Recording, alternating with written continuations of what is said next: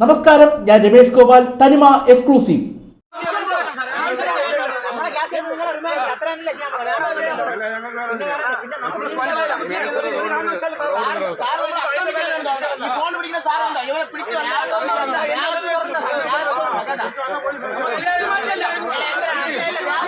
$17 കോടിയോളം മുടക്കി German technology പ്രകാരം നിർമ്മിച്ച റോഡ് 3 മാസം കഴിഞ്ഞപ്പോൾ പൊട്ടിപ്പൊളിഞ്ഞു. സ്ഥലത്തെത്തിയ പൊതുമരാമത്ത് സൈറ്റ് സൂപ്പർവൈസറെ നാട്ടുകാർ തടഞ്ഞു. കാട്ടാക്കട പനയംകോട് മേച്ചർ റോഡിൽ പലയിടത്തും വിള്ളലും ഇടിഞ്ഞു താഴ്ന്ന അവസ്ഥയിലുമാണ്. റോഡ് പല ഭാഗത്തും പൊളിഞ്ഞു തുടങ്ങി. നാട്ടുകാർ പ്രതിഷേധവുമായി രംഗത്ത് വന്നു. പനയംകോട് വാർഡംഗം ശുഭയുടെ നേതൃത്വത്തിലാണ് പ്രതിഷേധം നടന്നത്. കാട്ടാക്കട വിളപ്പിൽ മലയിൽ പഞ്ചായത്തുകളെ ബന്ധിപ്പിക്കുന്ന നേത്ര മൂങ്ങോട് EMS അക്കാദമി റോഡാണ് ഈ പണി നടന്നുകൊണ്ടിരുന്നത്.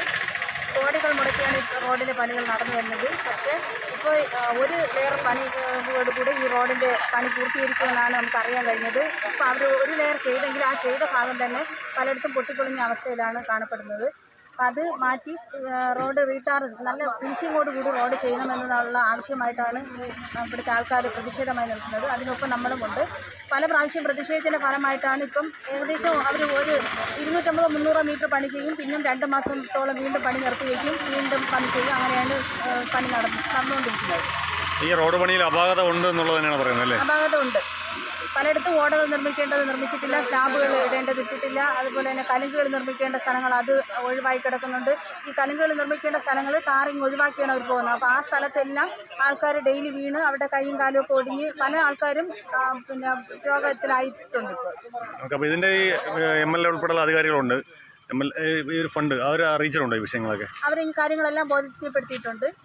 അവർ ഡിപ്പാർട്ട്മെൻറ്റുമായി ബന്ധപ്പെടുന്നതിനുള്ള നിർദ്ദേശമാണ് നമുക്ക് നൽകുന്നത്. അപ്പോൾ ഡിപ്പാർട്ട്മെൻറ്റ് ബന്ധപ്പെട്ട സമയത്ത് എന്താ മറുപടി എന്തായിരുന്നു? അവർ എന്ത് പണി ഉണ്ടെങ്കിലും അത് ഫിനിഷിങ് ചെയ്യുമെന്നാണ് പറയുന്നത്. പക്ഷേ അത് പണികളൊന്നും നടക്കുന്നില്ല.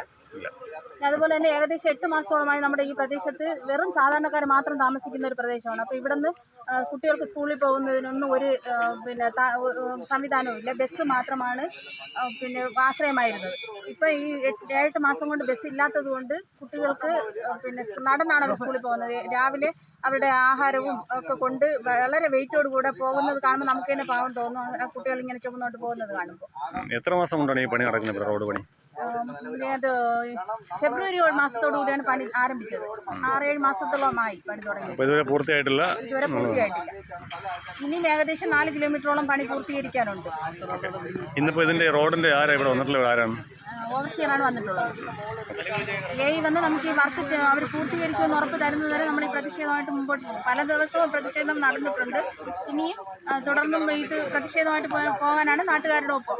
ഒരു ഉറപ്പ് കിട്ടുന്നവരെ പ്രതിഷേധം തുടരും.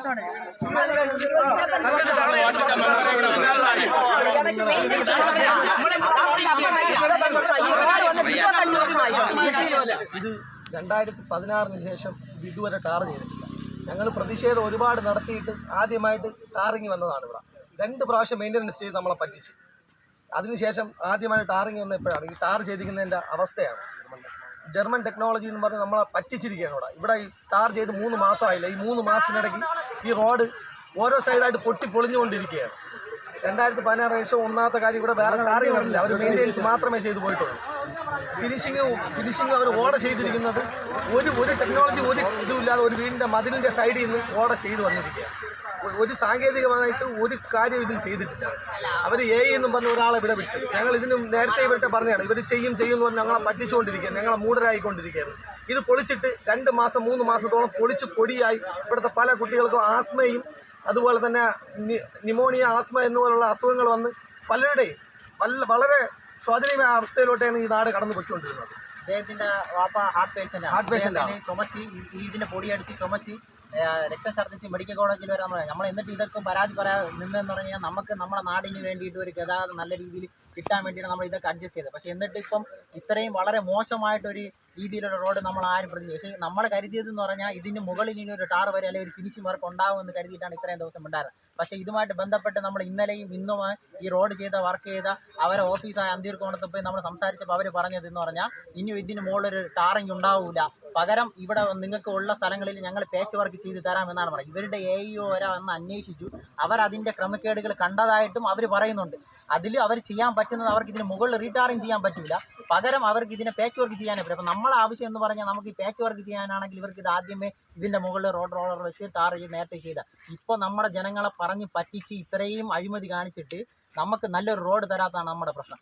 ഇതുമായിട്ട് ബന്ധപ്പെട്ട് ഇന്ന് ഇവരെ ഒരു AEO ഓവർസീസർ എന്ന് പറഞ്ഞ ഒരാൾ വന്നത് അദ്ദേഹം വരെ നമ്മുടെ തോന്നുന്നു പറഞ്ഞാണ്. കാരണം ഇവരെ ആദ്യം ഇവിടെ ടാർ ചെയ്തതിൻ്റെ മെഷീന് മോശമായതുകൊണ്ടാണ് ഈ റോഡ് ഇങ്ങനെ ആയതെന്ന് അവർ തന്നെ കുറ്റം സമ്മതിക്കുകയും, രണ്ടാമത് മുകളിലോട്ട്, അതായത് മേച്ചറയ്ക്ക് മുകളിലോട്ടുള്ള സ്ഥലങ്ങൾ പനയങ്കോട് മൂങ്ങോട് റോഡിന് അവിടെ അവർ വേറെ പുതിയ വിഷയം കൊണ്ടുവന്ന് അവിടെ നല്ല രീതിയിൽ ടാർ ചെയ്തിരിക്കണം. അപ്പോൾ ഈ അനീതി അനാസയും അവർക്ക് ഏറ്റെടുത്ത് നമുക്ക് നല്ല രീതിയിൽ റോഡ് ടാർ ചെയ്യാതെ ഇതിന് യാതൊരു പ്രതിവിധിയും നമ്മൾ തയ്യാറല്ല. നമുക്ക് പാച്ച് വർക്ക് നമുക്ക് ആവശ്യമില്ല. കാരണം ഇത് നമ്മളല്ല പറഞ്ഞത്, അവരുമായിട്ട് ബന്ധപ്പെട്ട അധികാരി അദ്ദേഹം തന്നെ ഇവിടെ ഉണ്ട്, അദ്ദേഹം സംഭവിച്ച കാര്യമാണ്. അപ്പോൾ അതുകൊണ്ടാണ് നമ്മൾ അദ്ദേഹത്തിന് തടഞ്ഞു നിർത്തിക്കണം. അവരെ AEO ഇവിടെ വരാമെന്ന് പറഞ്ഞതിൻ്റെ ഭാഗമായിട്ടാണ് നമ്മൾ അദ്ദേഹത്തിന് ഇവിടെ നിർത്തിക്കണം. അദ്ദേഹം ആ AEO വന്ന് കണ്ട് അതിനൊരു ഉത്തരവാദിത്തപ്പെട്ട രീതിയിലുള്ള മറുപടി തരാതെ നമ്മൾ പിന്മാറാൻ വേണ്ടി നമ്മൾ തയ്യാറല്ല. ഇത്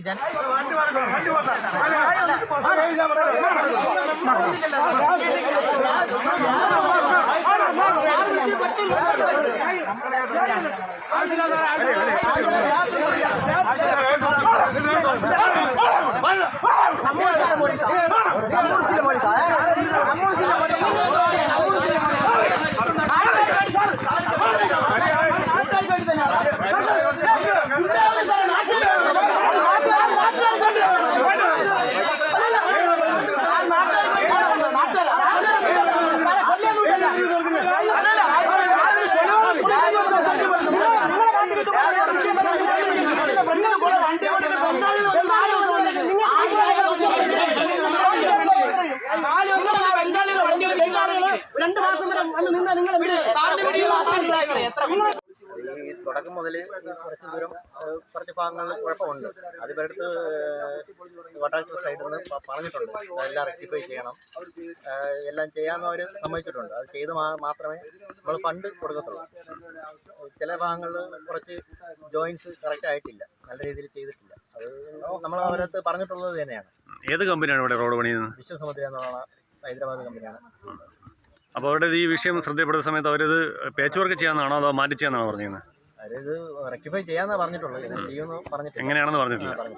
ഓക്കെ, അപ്പോൾ അവർ ഇതിപ്പോൾ എത്ര മാസമുണ്ട് ഈ പ്രോജക്റ്റ്? എത്ര മാസമാണ് പ്രോജക്റ്റ്? 1 വർഷം കൊണ്ട് തീരേണ്ടതാണ്. അവർക്ക് എക്സ്റ്റൻഷൻ കൊടുത്തിട്ടുണ്ട്. എമൗണ്ട് എത്രയാണ് ഇതിൻ്റെ ടോട്ടൽ എമൗണ്ട്? ടോട്ടൽ 90 കോടി രൂപയാണ് മൊത്തത്തിൽ. അവർ 5 റോഡുണ്ട്. 5 റോഡ് 90 കോടിക്കാണ്. ഇത് ആദ്യത്തെ റോഡാണോ? ഇത് ആദ്യ റോഡാണ്. അപ്പോൾ ഇപ്പം തന്നെ തുടക്കത്തിൽ തന്നെ ഇവിടെ പ്രതിഷേധങ്ങൾ കുറേ ആയി. അതിനാ ഇത് കുറച്ച് പ്രശ്നങ്ങളുണ്ടായിരുന്നു. അത് അതിന് ശേഷം അങ്ങോട്ടുള്ളത് ചെയ്തിട്ടുള്ളത് നല്ല രീതിയിൽ ചെയ്തിട്ടുണ്ട്. അങ്ങോട്ട് നല്ല രീതിയിൽ ചെയ്തു. അപ്പോൾ ഇവിടെ കുഴപ്പമാണെന്നുള്ളതാണ്. കുഴപ്പമുണ്ട്. കുഴപ്പമാണ്. അപ്പോൾ അത് പരിഹരിക്കണം എന്നുള്ളത് തന്നെയാണ്. പേരെന്താണ്? അമലിനെ. എന്താ പോസ്റ്റ് എന്താണ്? ഞാൻ KRFയുടെ സൂപ്പർവൈസറായിട്ടാണ്. ഓക്കെ, അപ്പോൾ ഈ പ്രതിഷേധം അവസാനിപ്പിക്കാൻ ഇപ്പോൾ അവർ പറയുന്നത് ഒരു ഉറപ്പ് കിട്ടണം എന്നുള്ളതാണ്. വരുന്നുണ്ട്. എയുടെ പേരെന്താണ്?